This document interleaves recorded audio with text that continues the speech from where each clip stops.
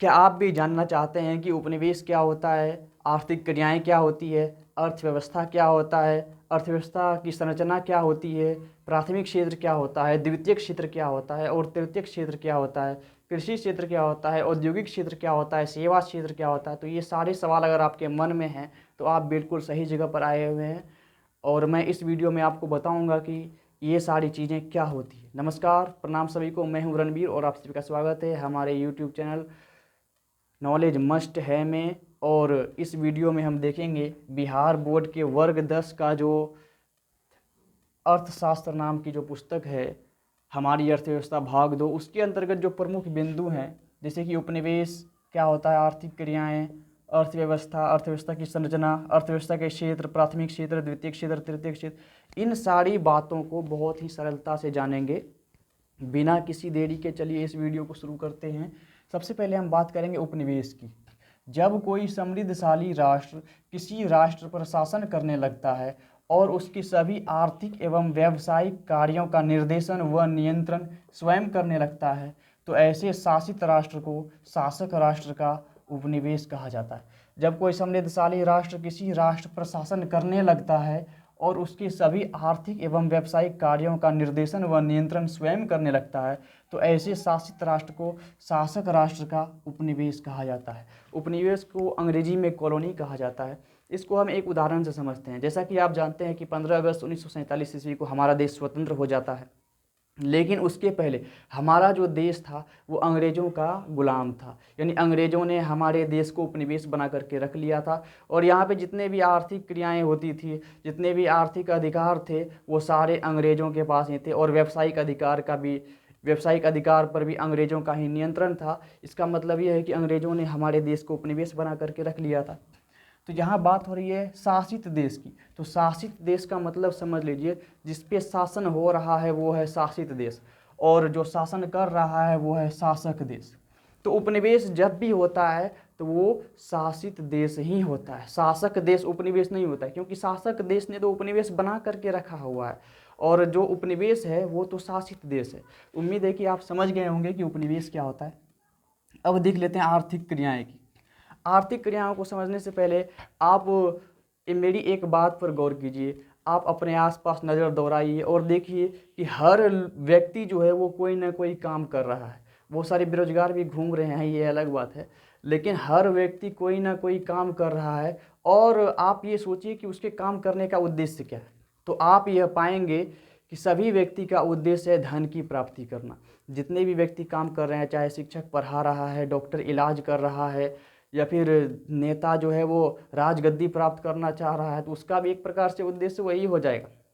कोई फैक्ट्री लगा रहा है, कोई बकरी पालन कर रहा है, कोई गाय का पालन कर रहा है, कोई मुर्गी पालन कर रहा है, या फिर कोई बैंक में काम कर रहा है। तो ये सारे काम जो हो रहे हैं आपके पास, तो आप इन सभी कार्यों में यह पाएंगे कि सबका जो मेन पर्पस है, जो मुख्य उद्देश्य है, वह धन की प्राप्ति ही है। तो बहुत सारे काम आपने देखे होंगे, जैसे कोई मजदूरी कर रहा है, किसान खेती कर रहा है, तो ये ऐसे ही प्रकार के ढेर सारे काम हैं और ये सारे काम ही क्या हैं, आर्थिक क्रियाएं हैं। आर्थिक क्रिया आप समझ गए होंगे। फिर से इसको एक बार देख लीजिए। हमारी वे सारी क्रियाएं जिसमें आर्थिक लाभ या आर्थिक हानि के तत्व विद्यमान हो, आर्थिक क्रियाएं कहलाती है। जैसे किसान द्वारा कृषि कार्य करना, शिक्षक द्वारा शिक्षा प्रदान करना और डॉक्टर के द्वारा इलाज करना हो गया। ऐसे ढेर सारे काम हैं। आप इनसे भी अधिक उदाहरण दे सकते हैं। हमारी वे सारी क्रियाएं जिसमें आर्थिक लाभ एवं आर्थिक हानि होती है। जब आर्थिक हानि का यहाँ बात हो रहा है तो वह भी आर्थिक क्रिया ही हो जाएगी। जैसे मान लीजिए कोई सब्जी विक्रेता है, वो सब्जी बेचने के लिए जा रहा है। मान लीजिए उसका सब्जी जो है रास्ते में किसी गड्ढे में गिर गया, सारा सब्जी खराब हो गया, तो इससे उसको तो आर्थिक हानि हो गई। आर्थिक हानि हो गई तो, लेकिन उसका मेन पर्पस क्या था, धन की प्राप्ति ही है ना। तो आर्थिक हानि यहाँ पे हो गई तो यह भी आर्थिक क्रिया में ही सम्मिलित हो जाएगा। यानी वैसी क्रियाएं, हमारी वे सारी क्रियाएं जिसमें आर्थिक लाभ और आर्थिक हानि के तत्व विद्यमान हो। विद्यमान का मतलब होता है मौजूद हो, उपस्थित हो। हमारी वे सारी क्रियाएं जिसमें आर्थिक लाभ और आर्थिक हानि के तत्व विद्यमान हो, तो समझ लीजिए कि वो आर्थिक क्रियाएं हैं। तो आप आर्थिक क्रिया भी समझ चुके हैं। अब देख लेते हैं अर्थव्यवस्था को। अर्थव्यवस्था आपने सुना होगा कि चीन की अर्थव्यवस्था जो है वो भारत से बेहतर है, या फिर चीन की अर्थव्यवस्था अमेरिका की अर्थव्यवस्था को टक्कर दे रही है, हमारा भारत जो है वो सबसे तेज़ी से बढ़ती हुई अर्थव्यवस्था है, तो आपके मन में ये प्रश्न ज़रूर आया होगा कि अर्थव्यवस्था आखिर होता क्या है। तो इस वीडियो में हम आपके पूरे डाउट को क्लियर कर देंगे। अर्थव्यवस्था जो है सभी आर्थिक क्रियाओं का योग है और कुछ नहीं है। अर्थव्यवस्था क्या है? सभी आर्थिक क्रियाओं को अगर एक जगह पे सम्मिलित कर देते हैं, यानी सभी आर्थिक क्रियाओं का मिला जुला रूप जो है वही अर्थव्यवस्था है। जैसा कि आप यहाँ देख सकते हैं, समस्त आर्थिक क्रियाओं का योग ही अर्थव्यवस्था है। दूसरे शब्दों में हम यह भी कह सकते हैं कि अर्थव्यवस्था एक ऐसा तंत्र है या ढांचा है जिसके अंतर्गत विभिन्न प्रकार की आर्थिक क्रियाएं संपादित की जाती है। मतलब अलग अलग प्रकार की आर्थिक क्रियाएं सम्मिलित हैं इसमें, तो वो क्या है? अर्थव्यवस्था ही है। यानी समस्त आर्थिक क्रियाओं का योग अर्थव्यवस्था है। आप समझ गए? योग का मतलब होता है जोड़। किसान खेती कर रहा है, डॉक्टर इलाज कर रहा है, फैक्ट्री में कारखाने में किसी वस्तु का निर्माण हो रहा है, या फिर बैंकिंग हो रहा है, परिवहन हो रहा है, तो ये सारी क्रियाएं जो हो रही है सबको एक जगह पे सम्मिलित करेंगे तभी ना अर्थव्यवस्था होगा। उम्मीद है कि आप अर्थव्यवस्था भी समझ गए होंगे। अब देख लेते हैं अर्थव्यवस्था के प्रमुख कार्य। अर्थव्यवस्था तो आप समझ गए, लेकिन अर्थव्यवस्था का प्रमुख कार्य क्या होता है? तो इसका दो प्रमुख कार्य होता है। पहला कार्य है विभिन्न प्रकार की वस्तुओं एवं सेवाओं का उत्पादन करना। आप देखते हैं कि हमारे देश में जितने भी सारे लोग रहते हैं सबकी कुछ ना कुछ आवश्यकता होती है, चाहे उसे वस्तु की आवश्यकता हो या सेवा की आवश्यकता हो। आपके घर में कोई बीमार है, भगवान न करे आपके घर में कोई बीमार हो, अगर मान लीजिए किसी के घर में कोई बीमार है और वो डॉक्टर के पास इलाज कराने जाता है, तो समझ लीजिए उसकी आवश्यकता जो है सेवा की है, तो सेवा की पूर्ति हो रही है डॉक्टर के द्वारा। अगर कोई वस्तु भूखा है तो वो भोजन की तलाश में जो है किसी होटल में जाता है खाने के लिए, तो वो उसके भोग की आवश्यकता जो है वो उसकी पूर्ति कर रहा है। या फिर किसी व्यक्ति को बाइसिकल की ज़रूरत है, तो वो किसी वस्तु की आवश्यकता है उसको। आप यहाँ देख रहे हैं कि उसको एक वस्तु जो कि बाइसिकल है उसकी आवश्यकता है, तो उसकी आवश्यकता की पूर्ति हो रही है। और बाइसिकल कहाँ बनेगा? फैक्ट्री में ही ना बनेगा। तो फैक्ट्री में बनेगा तो वहाँ कुछ ना कुछ कार्य होगा, और कार्य होगा तो मतलब वहाँ पे आर्थिक क्रिया है, और आर्थिक क्रिया का योग ही तो है अर्थव्यवस्था। तो अर्थव्यवस्था के प्रमुख कार्य में पहला कार्य है विभिन्न प्रकार की वस्तुओं एवं सेवाओं का उत्पादन करना। लोगों की आवश्यकताओं की पूर्ति के लिए विभिन्न प्रकार की वस्तुओं और सेवाओं का उत्पादन करना क्या होता है? अर्थव्यवस्था का पहला कार्य होता है, प्रमुख कार्य। दूसरा, लोगों को रोजगार प्रदान करना। आप देखते हैं कि अब जो फैक्ट्री, मान लीजिए कोई फैक्ट्री खोल लेता है, वहाँ तो वो वस्तु का उत्पादन करेगा, लेकिन वहाँ उस उत्पादन करने के लिए वो अकेला कर पाएगा? लोग की आवश्यकता पड़ेगी कि नहीं पड़ेगी? कोई एक जूता फैक्ट्री जो है, बहुत बड़ा फैक्ट्री कोई खोल लेता है, तो वहाँ पे वो जूता का निर्माण करेगा, तो वहाँ जूता का निर्माण करने के लिए मजदूर चाहिए ना, या फिर कुशल कारीगर चाहिए ना।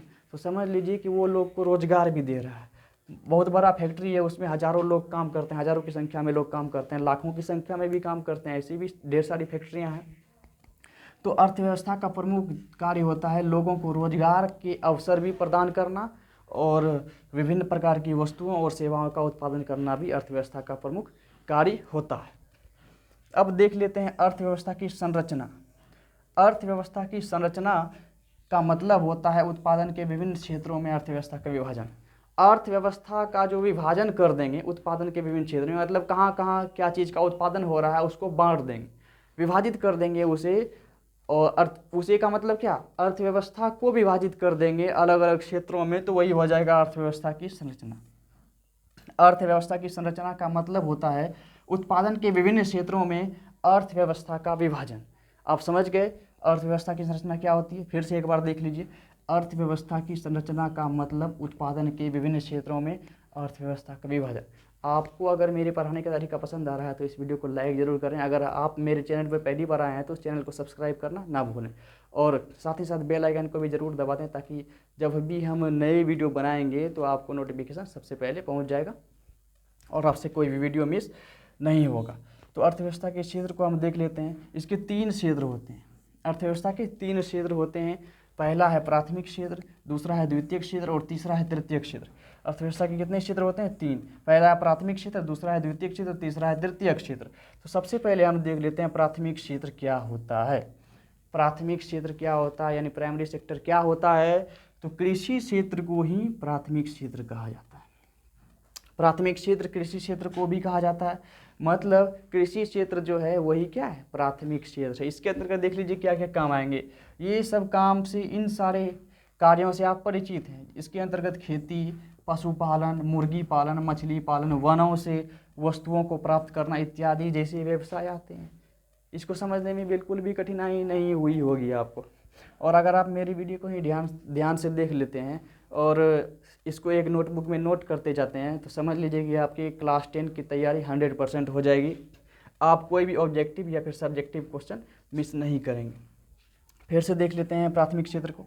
प्राथमिक क्षेत्र को कृषि क्षेत्र भी कहा जाता है। इसके अंतर्गत खेती, पशुपालन, मुर्गी पालन, मछली पालन, वनों से वस्तुओं को प्राप्त करना इत्यादि जैसे व्यवसाय आते हैं।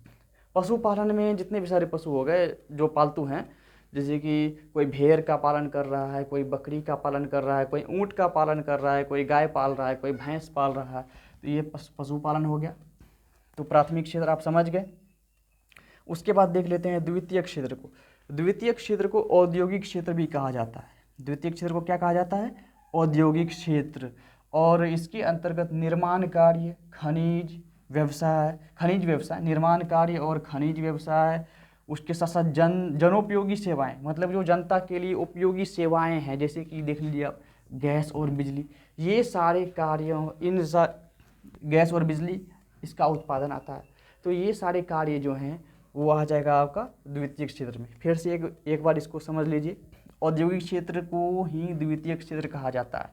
इसको सेकेंडरी सेक्टर भी कहा जाता है। औद्योगिक क्षेत्र को ही द्वितीयक क्षेत्र कहा जाता है। इसके अंतर्गत निर्माण कार्य, खनिज व्यवसाय, जनोपयोगी सेवाएं जैसे गैस और बिजली आदि के उत्पादन आते हैं। तो ये द्वितीयक क्षेत्र आप समझ गए, बहुत ही आसान भाषा में समझ गए। अब चलते हैं तृतीयक क्षेत्र। तृतीयक क्षेत्र सबसे आसान होगा आपको समझने के लिए।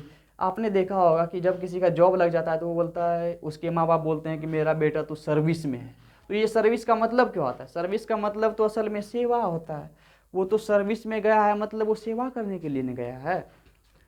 लेकिन बाद में मेवा लेने लगता है, वो अलग बात है। जैसे कोई बैंक कर्मी बैंक में काम कर रहा है तो वो क्या कर रहा है? सेवा प्रदान कर रहा है। कोई शिक्षक बच्चों को पढ़ा रहा है तो वो क्या कर रहा है? सेवा प्रदान कर रहा है। डॉक्टर किसी पेशेंट का इलाज कर रहा है तो वो क्या कर रहा है? सेवा प्रदान कर रहा है। तो ढेर सारी सेवाएं आप जान चुके हैं। और इसी को देख लेते हैं डिटेल से।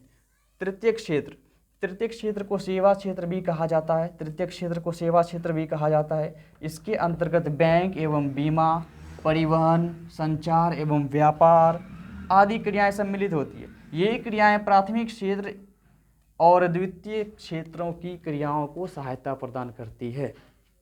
ये क्रियाएं प्राथमिक एवं द्वितीय क्षेत्रों की क्रियाओं को सहायता प्रदान करती है, इसीलिए इसे सेवा क्षेत्र भी कहा जाता है। समझ गए आप? तृतीय क्षेत्र को सेवा क्षेत्र भी कहा जाता है। इसके अंतर्गत बैंक एवं बीमा, परिवहन, परिवहन का मतलब हो गया है यातायात। यातायात आप जानते ही होंगे, ट्रांसपोर्टेशन। जैसे कि कोई आदमी जो है किसी ऑटो रिक्शा में बैठ के एक जगह से दूसरी जगह जा रहा है तो ऑटो रिक्शा वाला क्या कर रहा है? सेवा प्रदान कर रहा है। आप रेलगाड़ी में बैठ करके बिहार से दिल्ली जा रहे हैं तो समझ लीजिए वो रेलवे जो है आपको क्या कर रहा है? सेवा प्रदान कर रहा है। आप एयरप्लेन की मदद से फॉरेन जा रहे हैं, फॉरेन कंट्री जा रहे हैं, विदेश घूम रहे हैं, तो वो एयरप्लेन जो है वो क्या कर रहा है? आपको सेवा प्रदान कर रहा है। तो ये सारे कार्य आ जाएंगे सेवा प्रदान करने के क्षेत्र में, सेवा प्रदान करने में आ जाएंगे ये सारे कार्य। तो इसको एक बार फिर से समझ लेते हैं। तृतीय क्षेत्र को सेवा क्षेत्र भी कहा जाता है। इसके अंतर्गत बैंक एवं बीमा, परिवहन, संचार एवं व्यापार आदि क्रियाएं सम्मिलित होती है। ये क्रियाएं प्राथमिक एवं द्वितीय क्षेत्रों की क्रियाओं को सहायता प्रदान करती है, इसीलिए इसे सेवा क्षेत्र भी कहा जाता है। तो आप समझ गए हैं कि उपनिवेश क्या होता है, उसके साथ साथ आर्थिक क्रियाएँ क्या होती है, अर्थव्यवस्था क्या होता है। उसके साथ साथ आप यह भी जान चुके हैं कि अर्थव्यवस्था की संरचना क्या है, अर्थव्यवस्था के प्रमुख कार्य क्या हैं, प्राथमिक क्षेत्र क्या है, द्वितीय क्षेत्र क्या है, तृतीय क्षेत्र क्या है, कृषि क्षेत्र क्या है और औद्योगिक क्षेत्र क्या है, सेवा क्षेत्र क्या है। ये सारी बातें आप जान चुके हैं। आपको जानने में कोई कठिनाई नहीं हुई होगी। मैंने बेहतर से बेहतर प्रयास किया है आपको समझाने का। अगर आपने इस वीडियो से कुछ भी सीखा है तो चैनल को सब्सक्राइब ज़रूर कर लें अगर आपने नहीं किया है तो, और यह वीडियो अच्छी लगी है तो लाइक ज़रूर करें। आज के लिए इतना ही। जय हिंद, जय भारत।